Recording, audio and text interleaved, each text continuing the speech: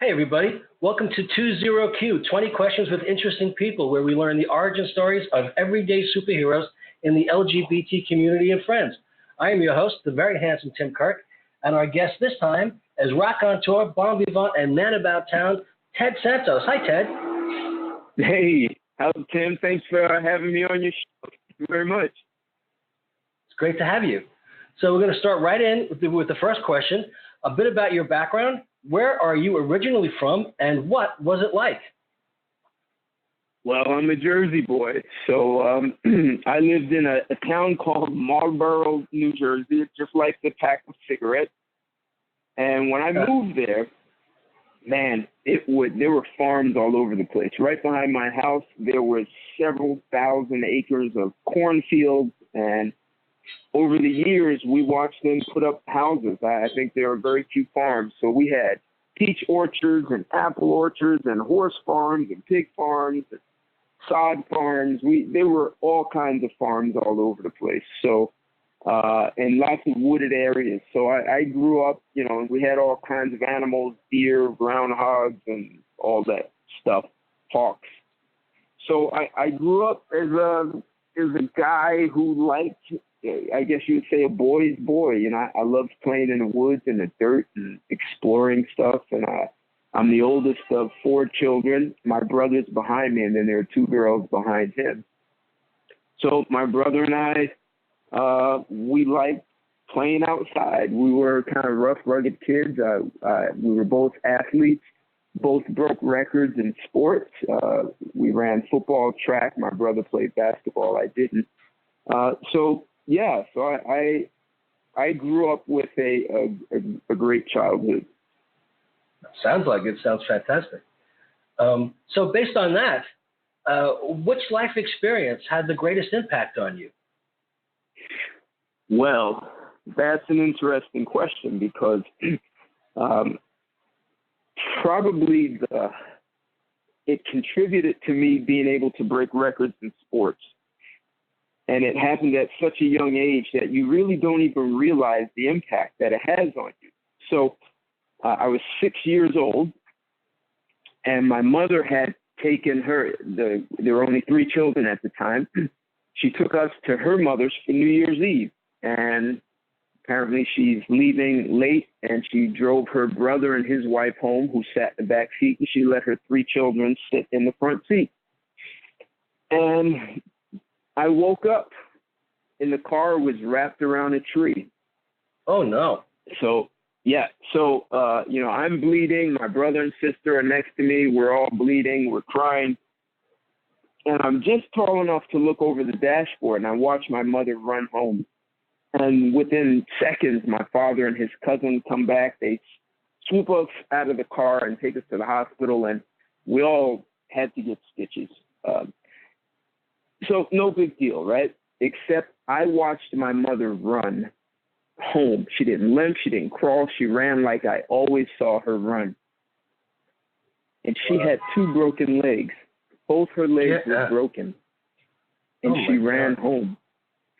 So as a 6-year-old, I now became obsessed with what is it the human body has that we just don't know about.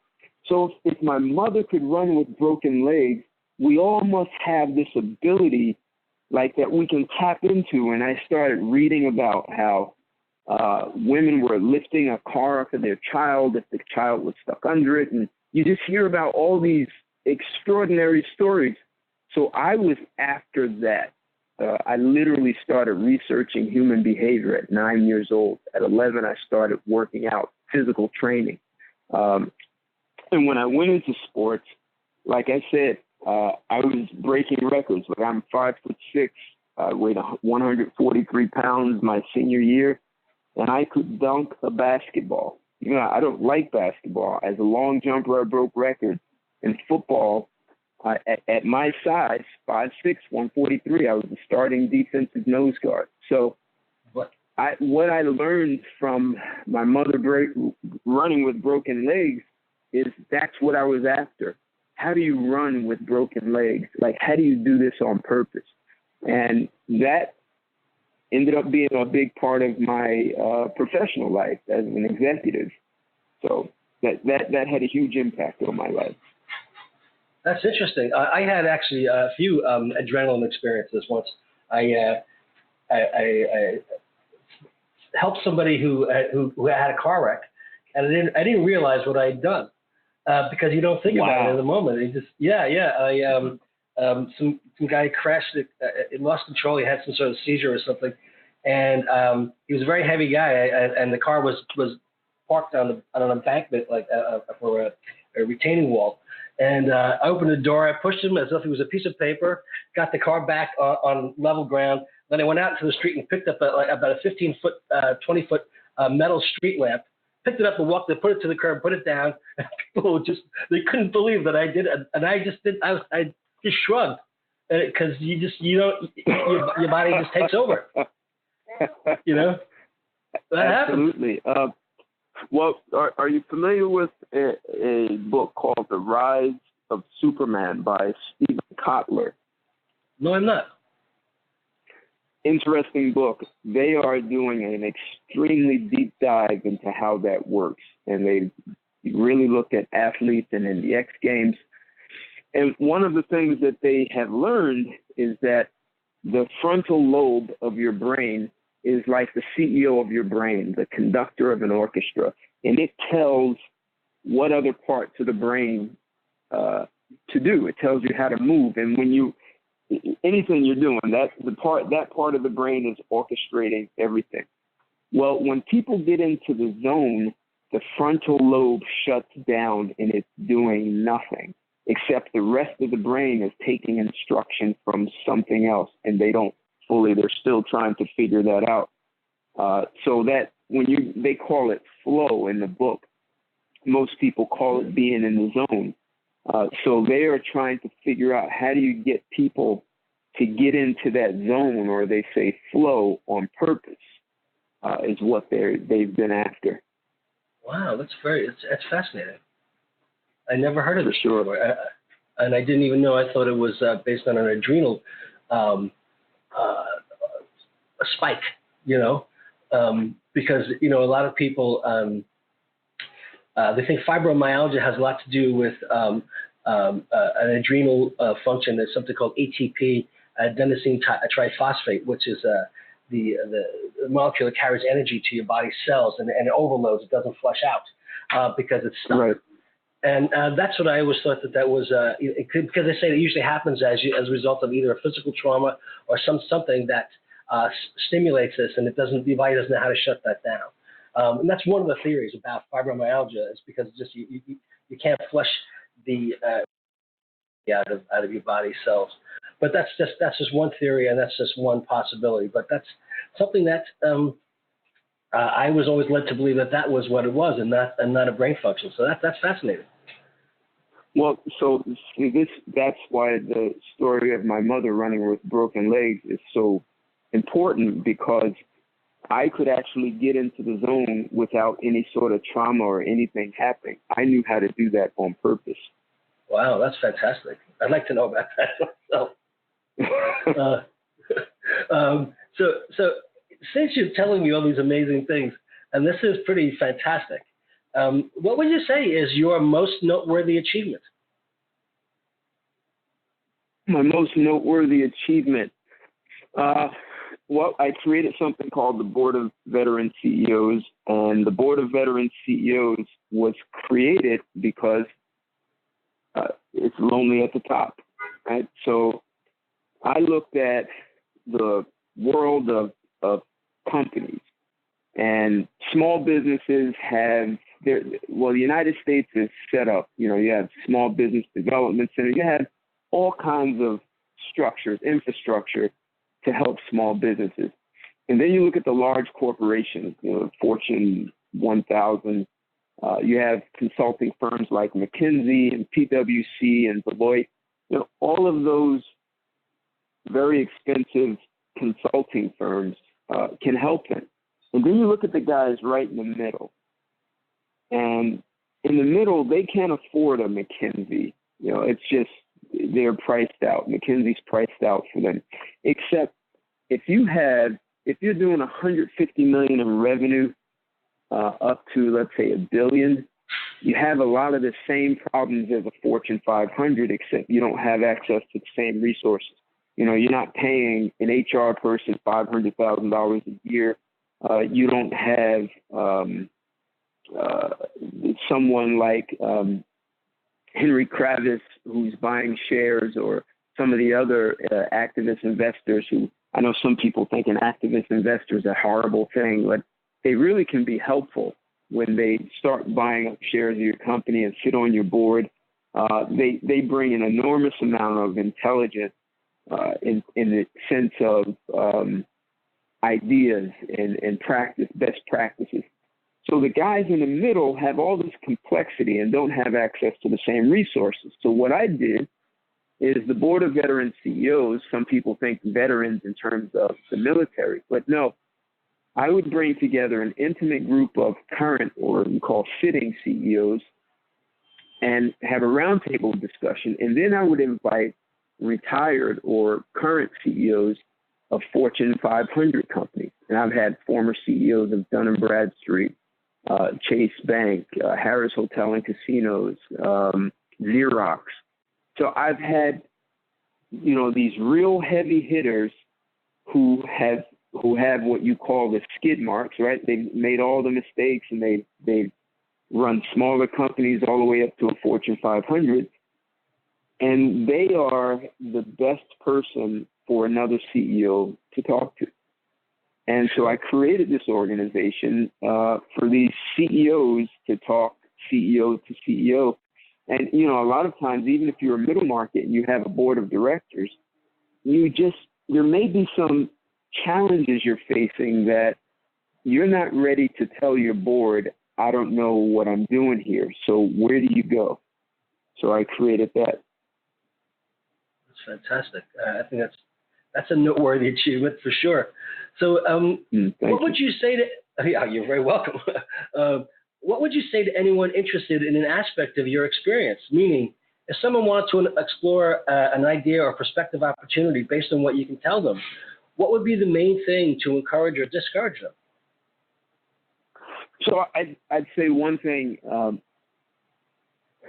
One thing that the people who move up, the one thing that they do, that you really have to look at yourself like a professional athlete. So, you know, you could be a great football player, except if you want to go on to the college, you know, and then on to the NFL, you have to constantly develop yourself.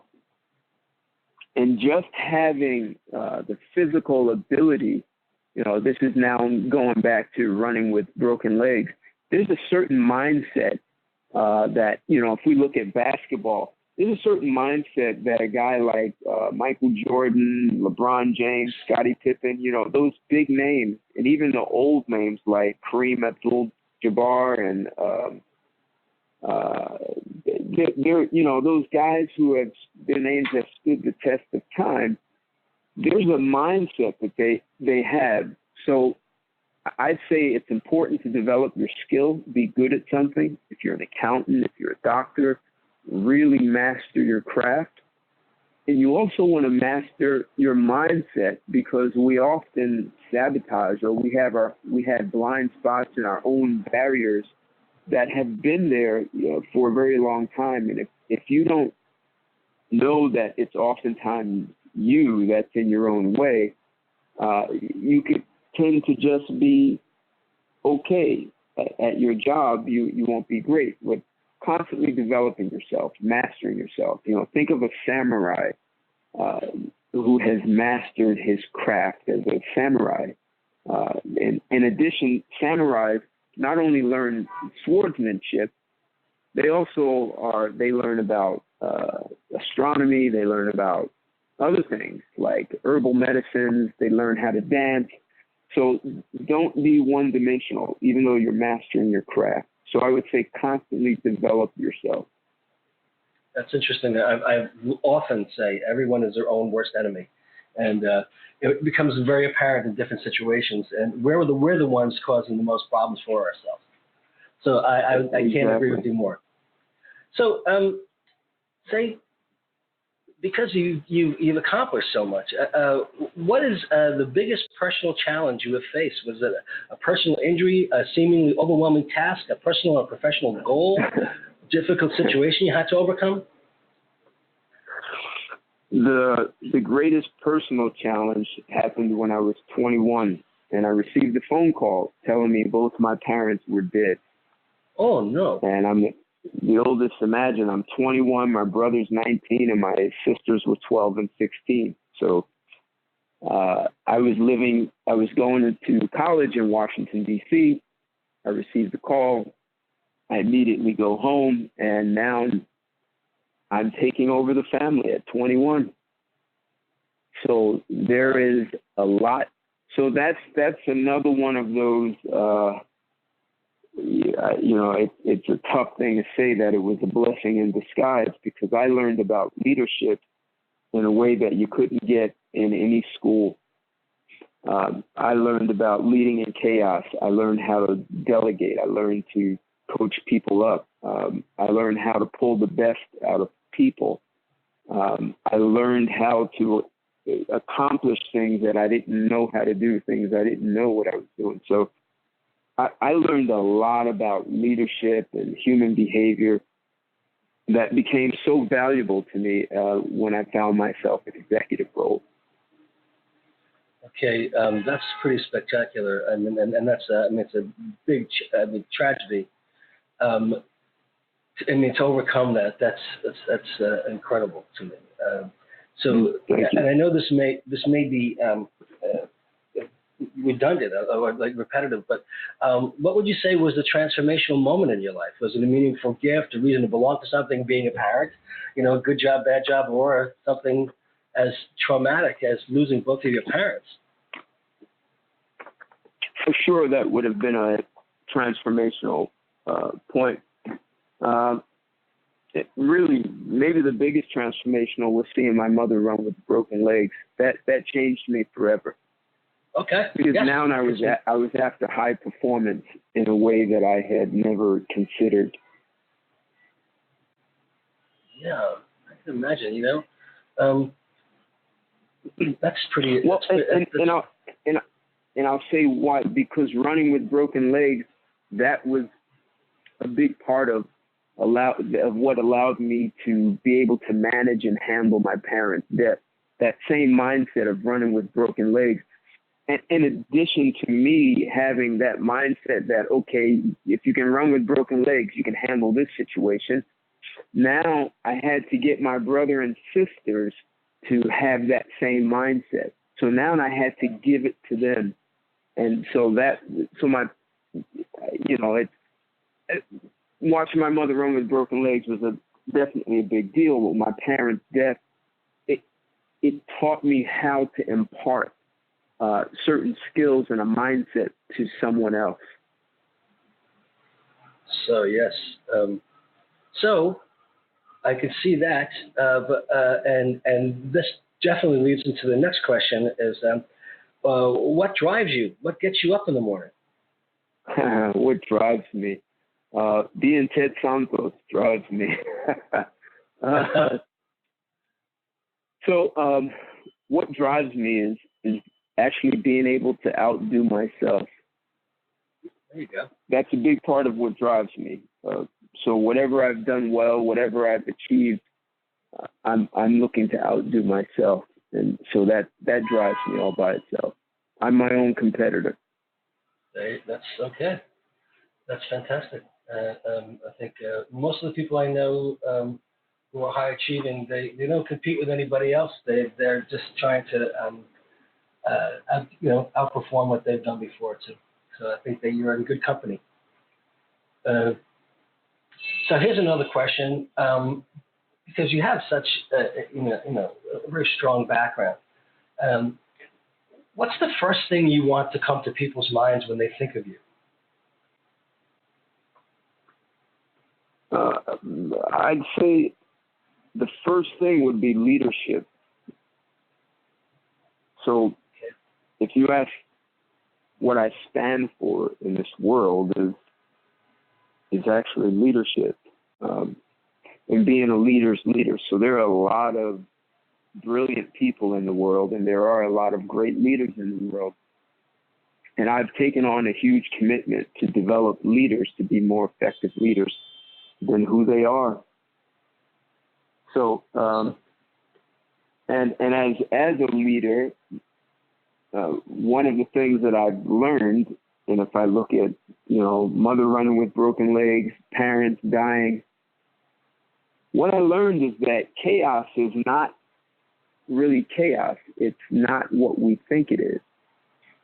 So when a problem is big enough, it can actually pull the best out of people. So how do you now develop leaders who can intentionally create problems or create chaos, and then foster an environment that allows people to thrive and solve the problems that the leaders created? And Steve Jobs was very, very good at doing that. He challenged people. Okay. He created problems. He created problems for the organization to solve, and he created those problems on purpose. Yes, he challenged people, and that was, I think that was his gift, I think. I think people are afraid to say he purposely created problems. He created chaos on purpose. People are afraid to say that because our culture has a problem with the word problem. We want to avoid it. And it's problems that John F. Kennedy said we're going to send a man to the moon before the end of the decade. That's a huge problem to create. Yeah. So if you look at the greatest leaders, they have all created problems. Tom Watson Jr. Built that mainframe computer for IBM. It was a huge problem. They went over time, over budget. So creating problems, not challenging people. I'm creating a problem for you to solve. You've got to work it out. Okay. Very good. Now, you talked about the being in the zone and having this mindset, right. And outdoing yourself. What is your Zen? My Zen. My Zen. I think at a young age, I learned to sort of sit back and observe. So I was always that child who I learned to shut my mouth and understand what was going on. So my Zen is really my ability to be as objective as any human being can be, right? So we always see the world from our perspective and what our environment has taught us to see. So my Zen is being able to step back instead of being very reactive. That's a great goal. That's something I think most people would love to be able to master. It helps you. Absolutely. It's one of the things that I do as often as I can. It's everything from counting to 10, biting your lip, and just breathing helps you just stop being reactive as opposed to proactive, or just in control of how you do respond to situations. Sometimes people laugh at me because I'll say, you just made a statement, and I know I'm supposed to understand you, except I don't understand what you just said. Even though, and I'll say, let me repeat back what you said. I have no idea what you're talking about. Can you tell me what you're saying? And sometimes it's something so simple, and instead of being upset or reacting, I'll ask some questions. Please clarify.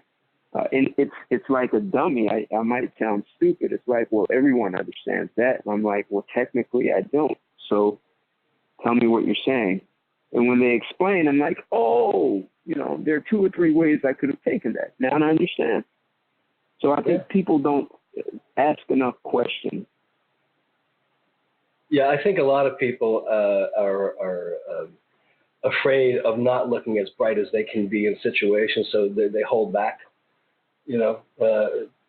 Right. It's very intimidating to be caught off guard. So I think the idea that they don't want to shake or change anyone's impression of them. They're trying to put that facade out, keep that one image going, and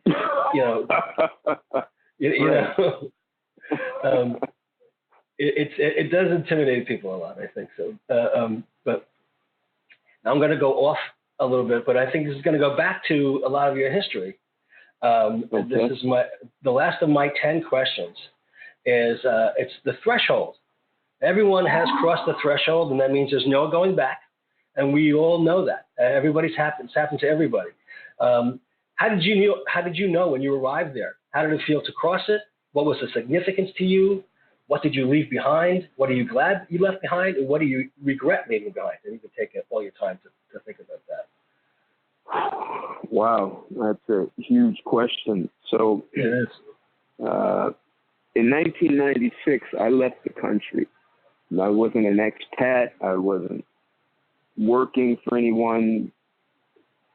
I left the country, and I lived in Latin America from 96 until 99. And I literally left everything. I took clothes with me.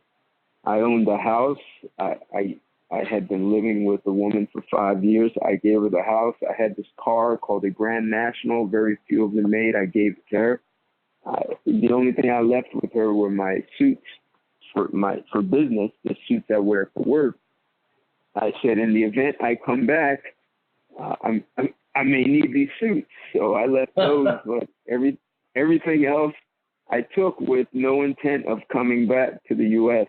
I was gone. Wow.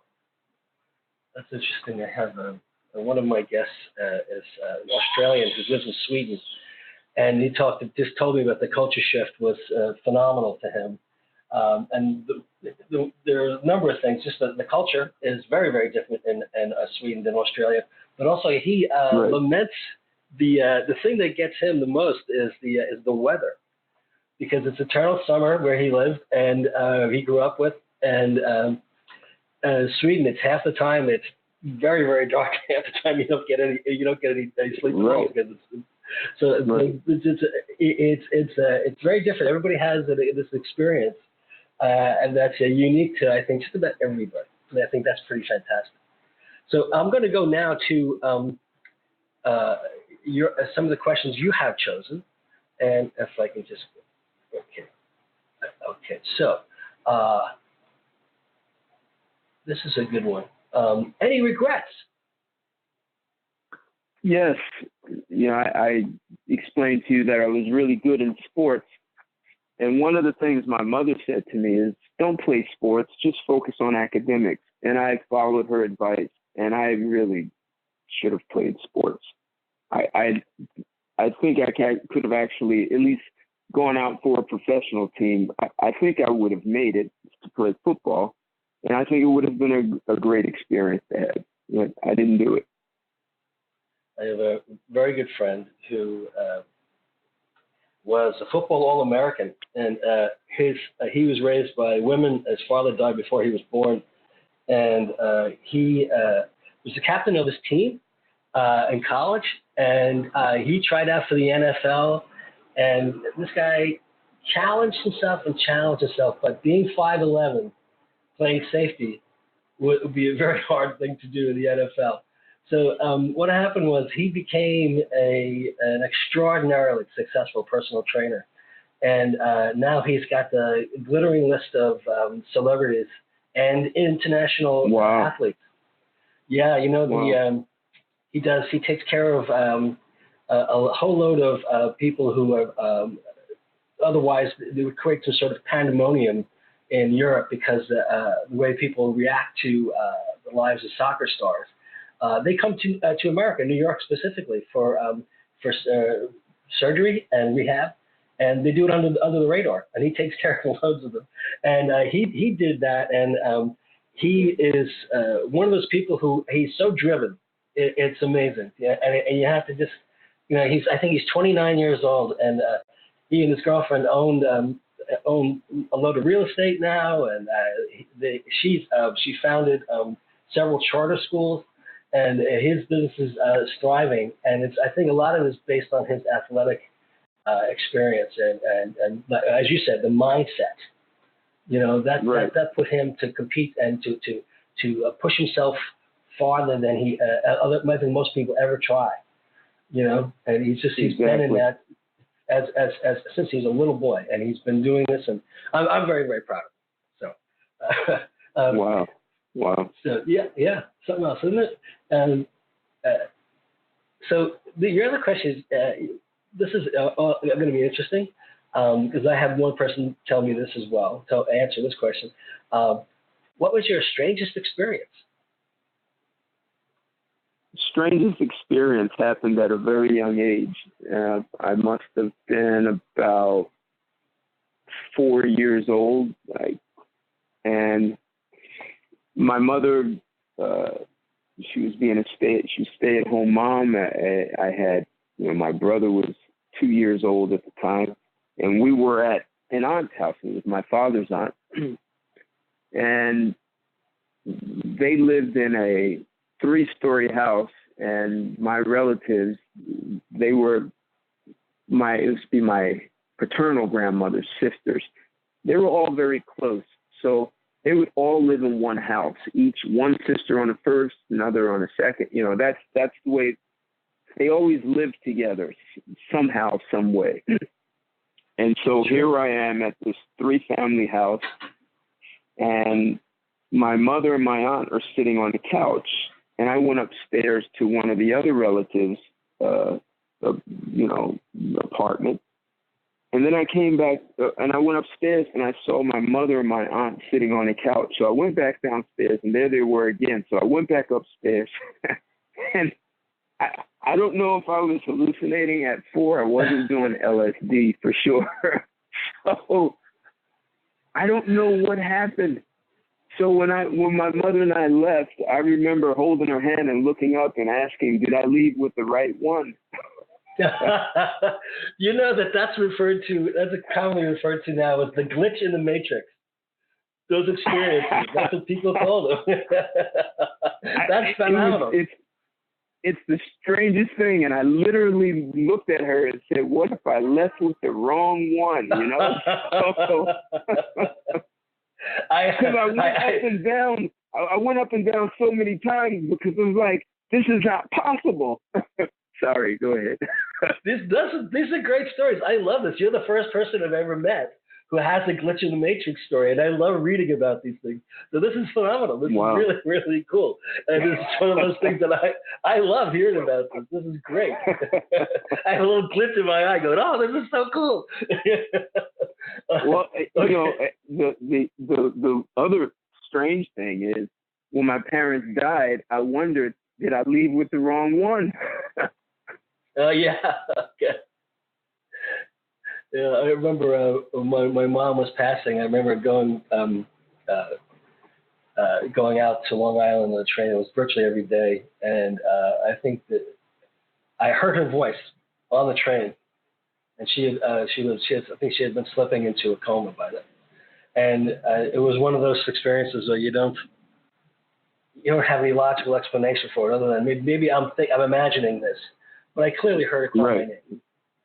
So that's I can understand this thing, but this is pretty cool. I mean, as crazy as you're telling me, like it's a really cool story. That's pretty great. It's an alternate reality. Are there two of me? Yeah. There's. If you can look this up, there's plenty of those lists on the internet called Glitch in the Matrix. Really? They're all kidding. There's loads of them, and all of them.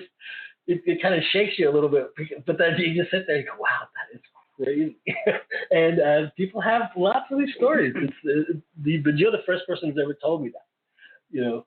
It's like, how do you explain it? You know, you can invalidate a 4-year-old and say, oh, you don't know what you were seeing. And maybe that's right. But maybe I didn't know what I was seeing. But I can tell you that's what I saw. Yeah. And I ran up and down the stairs to make sure I wasn't seeing things. That's amazing. That really is. That's a great story. That is really great. So go up this. Now we're going to go to something very, very softball. What's your favorite weather? Hot weather, 100 degrees. I'm like, you know, a pig in mud. So, yeah. When in high school, when I broke the record in long jump, it was during a state competition, and it was about 98 degrees, and everyone was suffering. There were no clouds in the sky, and I was in like peak shape. I was in heaven, and I was able to perform really well in that hot weather. I also used to race on bicycles, road racing, like Tour de France. And those days when it was 95, I lived in D.C. at the time, very humid there. Man, I could just ride. I literally lost 7 pounds in one day just riding. I rode from D.C. to Baltimore. Well, mostly, you know, water weight, but still 7 pounds is a lot to lose in a day. Yes, it is. It certainly is. That's funny. Most of the people who I've interviewed, one person has very, very firmly, staunchly said he loves summer. And most people prefer the current weather, fall, October, the autumn. So, and most of the people, they love the cool, so they say. Right. But the people who do love the warm weather, boy, oh boy, like this one friend, he comes from Belgium, so it's a little bit colder and damp most of the time, so he really loves the warm weather. So it's interesting. Wow. See how that you have a different frame of mind. So this question, this is considering what you do and your history, and this is a really good question, I think, is how do you connect with others in a strange environment? So now, when I left the country, I went through 8 countries, and one of them was Belize. And in Belize, I lived literally in the jungle, Mayan Indians, no electricity, no running water. Wow. And I lived with also another family. So I talk about being in a strange environment. You know, the village had 329 people. So the way I connect with people in strange environments is really to listen and find out who they are and what they're about and what they want to accomplish. It's almost like interviewing people. Yeah. So you learn to connect by listening. You know, it's interesting because you learn to listen so acutely that you can hear what's being unsaid in a person's communication. Wait, what they're omitting? Yes. Yeah, you're right. Or they don't know how to express it, or you know, I'll say to people, here's what I hear you saying. I'll repeat back. You know, it's a great technique to make sure you're connecting with the person. It's like, wow, you just said something incredible. Here's what I hear you saying, and then I'll say, here's what I hear you not saying, and the person will say, yeah, you know, how'd you figure that out? But so it's like people communicate with you without words sometimes. You just really have to listen for the language, and I guess people would say connecting dots, but really at that level, you're connecting dots that don't even exist.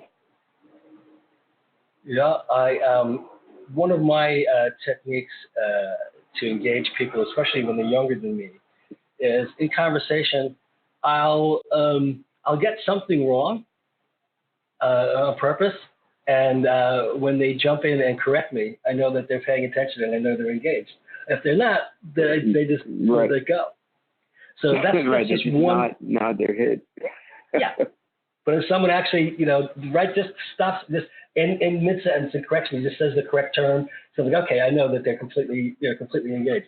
And that's just something that I picked up along the way. But that's one of my it's one of my connectors. Very cool. Well, thank you.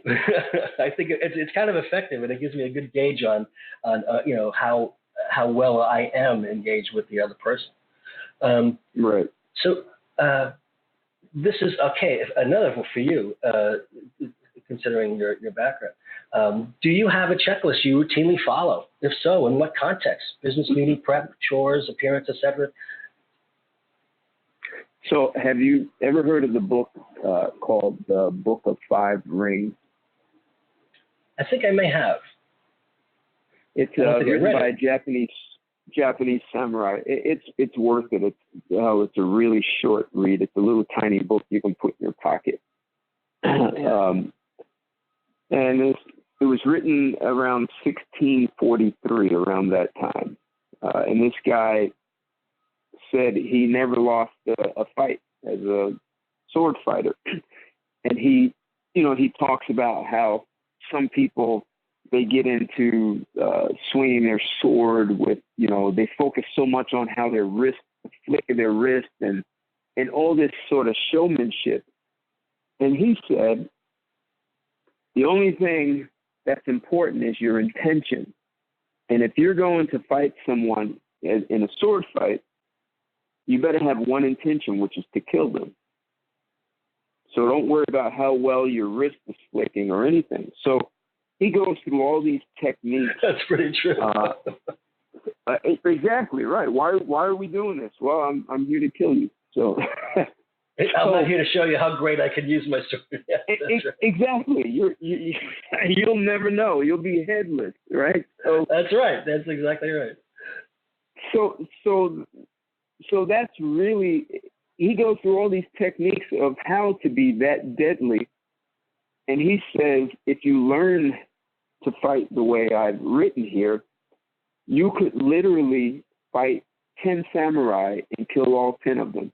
He said, which then allows you to get an army of 1,000 samurai who are trained the way I do, and they can defeat an army of 10,000 every time.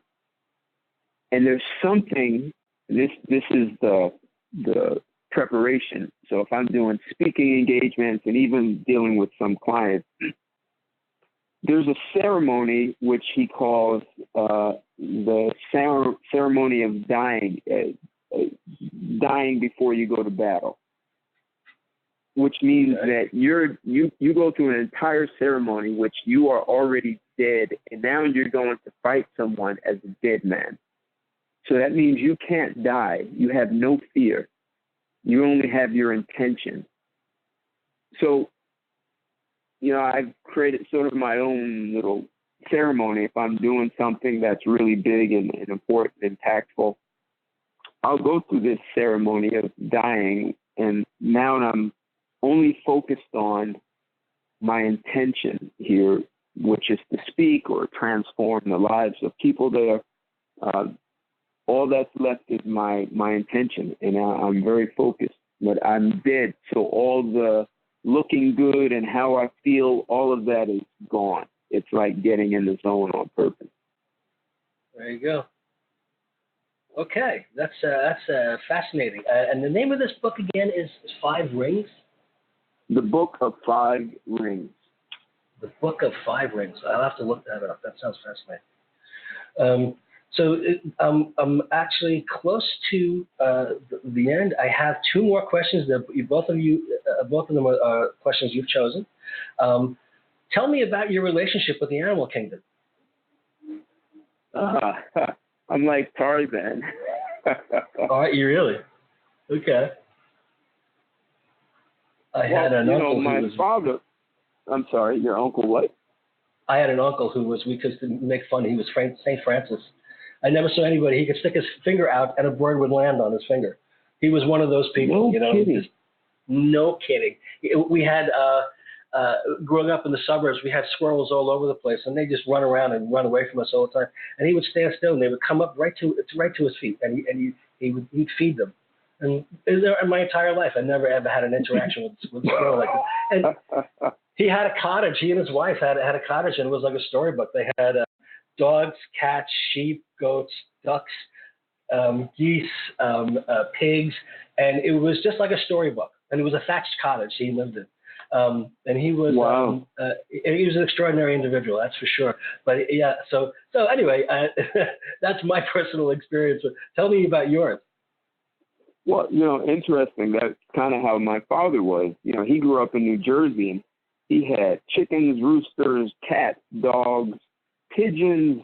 He had a pigeon coop, and so he had all these animals, and he was sort of Dr. Dolittle and Tarzan wrapped in one. So, when we had dogs, I always watched how my father interacted with animals, and I'd say my brother and I, we both picked that up. It didn't matter what kind of animal it was. We just have a way of relating. One day I was with a girlfriend, and I saw a snake. It was a python, I think, or a boa constrictor, one of them.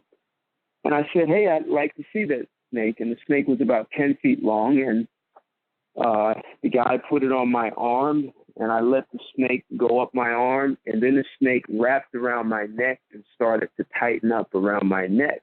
Oh, no. And yeah.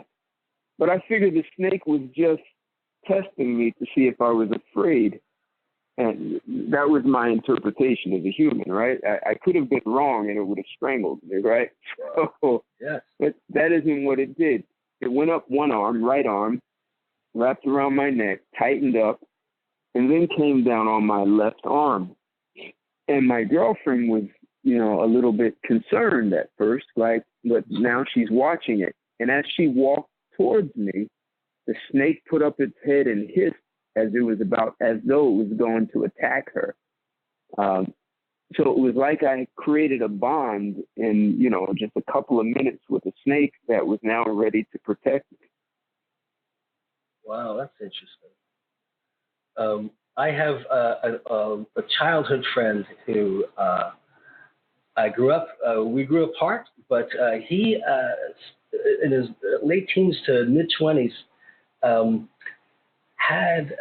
he would go on these expeditions with his friends, and he became something of a snake hunter himself. And wow. He would go to Texas, and he and his friends would go, and they would go on these road trips, and they would find snakes and grab them, and they put them in a sack, and they put them in the trunk of the car, take them back to New York, and sell them to reptile collectors. And I heard these stories, and I didn't really grasp what this guy had. And he was standing on the lawn of my parents' house one evening, and with this eagle eye, he went and he just reached and he grabbed and he pulled and he pounced and he grabbed and he pulled a snake up from the lawn. And I had no idea we had snakes on our front lawn. They swimming wow. all over the place. I had no idea. He said, wow. they're all over the place. And I had no idea. And he picked it up, and it was a garter snake, but I still had never ever imagined that there were snakes all over the place. What do you know? There are. So, and that's one of the things you scratch your head. It's still New York living. It still boggles the mind every day. You think about that. I just don't understand how he had this innate sense, and he had the steely eyes, and he could just grab them lightning quick. But I never ever knew that about the ubiquity of snakes. I didn't have any idea. So that's pretty cool. You have that experience, and you have that. I guess that it's a touch. I think when you can relate to animals that way. Right. So I had the last two questions you have are this one is. Ideally, would you rather be an authority figure or someone with a great sense of humor? And what does that mean to you? So I would take the authority figure because you have you're in a position to foster some kind of change or transformation. So not authority for the sense of dominating people. It's actually to be able to effectuate change. Sense of humor can make people feel really good and comfortable, but I've met people who had great sense of humor, and when it was time to really get down to business, they really were not always sure what direction to go. So an authority figure, you can have a sense of humor when it's appropriate, but if you really want to get things done in life, having authority, Very good. It's a better position to be in. I completely understand. So now we're coming to the last of our 20 questions, and this is the one. This is interesting to you, to me. There's several people have answered this question as well. Is there anything that comes effortlessly? Can I say that again? Is there anything that comes effortlessly to you, which is considered impressive to others, including speaking?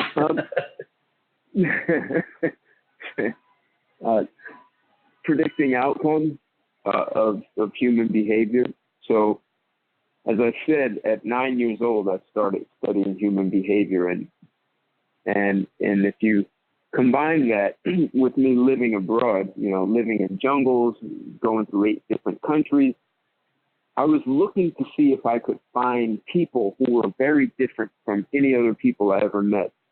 And I never did. Not in the jungle, not in Costa Rica, not in Panama, Mexico, El Salvador, all of those places. I found that everyone had to eat, sleep, go to the bathroom. They were happy, sad, jealous. I found all of that. And so people generally had a narrow range of responses, and so when I can, and I'm not saying I do it all the time, but if I really tap into a person and really listen to them, you can almost predict where they're going or how they're going to respond. It's almost like playing chess sometimes, and you're already 4 moves ahead of the person, and you know what their next couple of moves are going to be. And people sometimes wonder, how do you do that? I've met women just out in the public, and sometimes they freak out and have asked me if I was a psychic.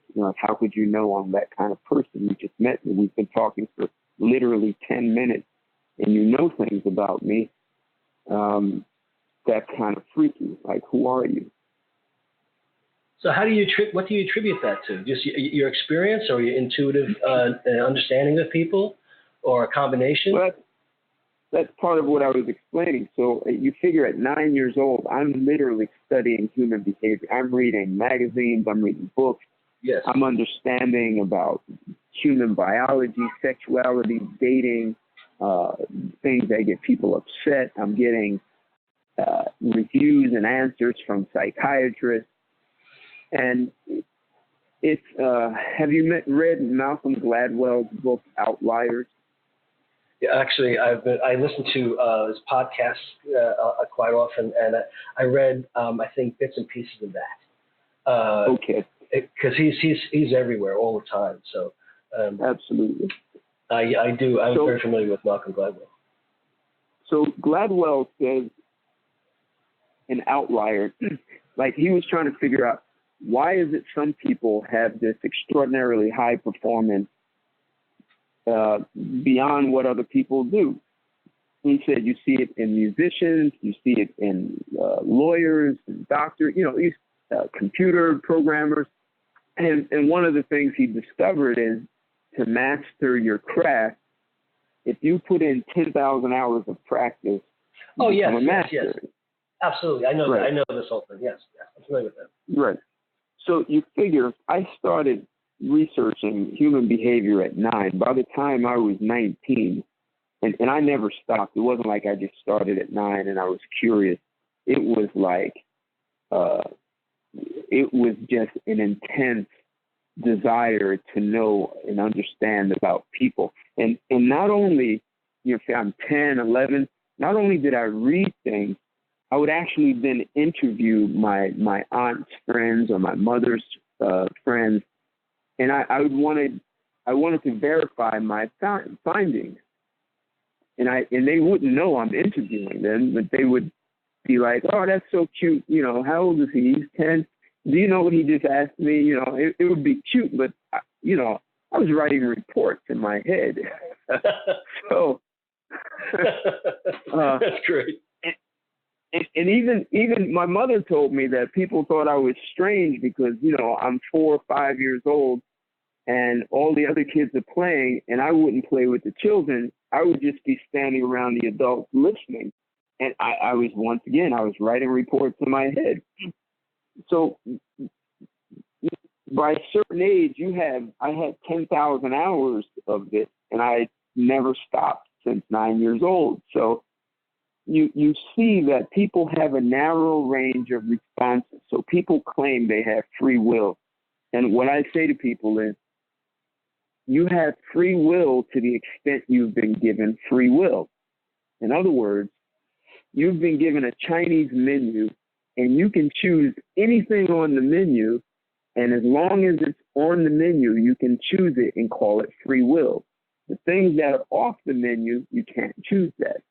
And people don't really realize that. So when you understand, when you look at that menu over and over, you understand the stimulus. There's some stimulus, and there's this response, and they're both on the menu. And people have a narrow range of responses. So I guess between research, travel, and engaging people in conversations to understand, you know, what they think and why, you start to see these patterns, and you can predict them. Just like some people will do that in the stock market. Other people have to write algorithms, but someone else has been in the stock market for a decade, and they can see the pattern developing before everyone else does. So I do it with people. Very good. That brings us to the end of our 20 questions. And this has been extraordinarily informative, and you told some fascinating stories and some very keen insights. And I want to thank you again, Ted.